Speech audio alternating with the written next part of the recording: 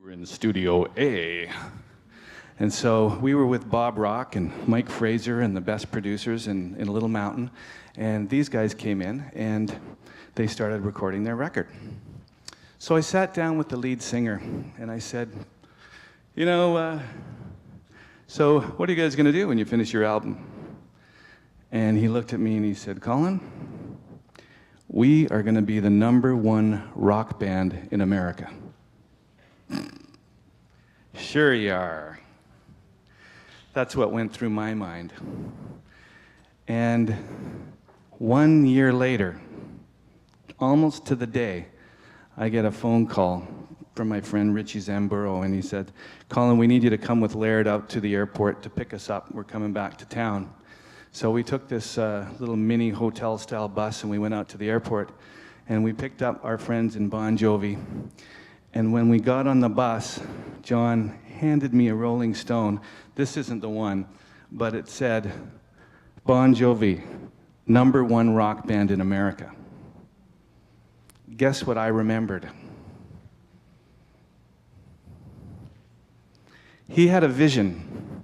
He had a vision so clear, and he was so committed to it. He stepped into it, and he lived it.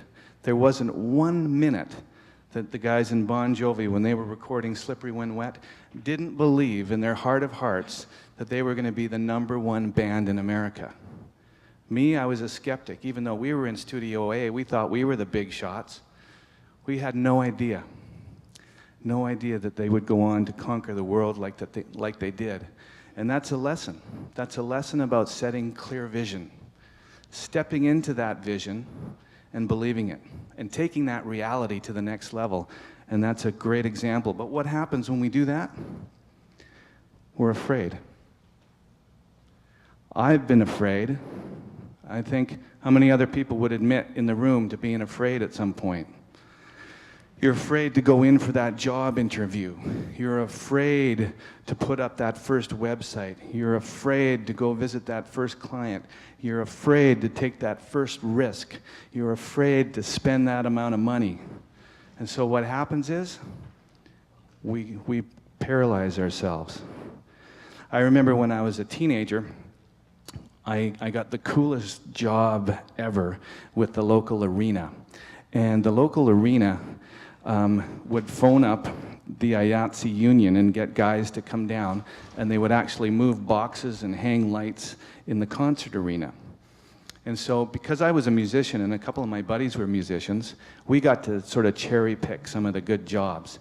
So instead of running all the cables up to the follow spots through sticky Coca-Cola and garbage and stuff, we got to go and maybe hang lights on stage, work with the road manager, or the best job was stage room security.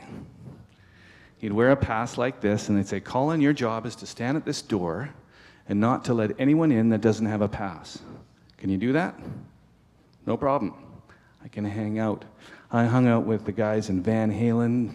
I hung out with Cheap Trick, with Heart, with the Boomtown Rats. Just anybody who came to town, I got this really cushy job. And so one particular concert, does anyone remember a guy named Ted Nugent? Wango Tango, Ted Nugent.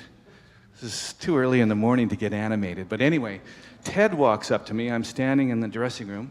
And I said, do you have a pass? He goes, I'm Ted Nugent. Yes, I know you are. He goes, who are you? I said, I'm Colin. Come with me. Am I allowed? Yes. Okay, so Ted Nugent's like 10 feet tall. I don't know if you've ever seen him, and he's got this wild frizzy hair. And so I follow him, and we go all the way up to the top of the stairs in the Coliseum. This is the Vancouver, I think Victoria Coliseum is where we were. And we're standing up there, and he does this shtick where he swings down onto the stage on this rope at the beginning of the concert. So he says to me, he says, tonight, when the concert starts, I'm going to swing down on this rope, and when I get to the bottom of the stage, I'm going to toss the rope back, and you're going to catch it. Okay. He goes, if you don't catch it, and he walked up to me very, very close, and he said, if you don't catch it, I'm going to kill you. Talk about fear. I'm serious. If you don't catch it, I'm going to kill you. So I thought, okay, what have I got myself into? Now, you've probably seen Ted Nugent's got books out there called Kill and Grill. He's a hunter. He's a National Rifle Association advocate. I didn't know that at the time, but had I known that, I might have not taken that job. So fast forward to that night, okay? You got to picture this. The crowd is going nuts. It's a full arena. The lighters are going, and all of a sudden there's Tommy Aldridge starts playing the drums. And you hear, "Ladies and gentlemen, would you please welcome CBS recording artist Ted Nugent?" And so we're up there together. He's dressed in nothing but a loincloth. He's all greased down. His feet are like gargoyles. He's on this edge of the railing of this coliseum. His fingernails are piercing into my shoulder. My heart's pounding and my forehead is sweating, and I am in fear. And he said, "Remember, catch this rope or I'm going to kill you." So, and just here we go. "Please welcome Ted Nugent." It's just like slow motion. Down he goes, all the way to the end of the stage. Lights are flashing, lighters are going. All of a sudden he comes swinging back. "Just kidding." He didn't even let go of the rope. He swung back down again. He swings all the way back down again, pushes off an amp, swings right back up again. "Just kidding."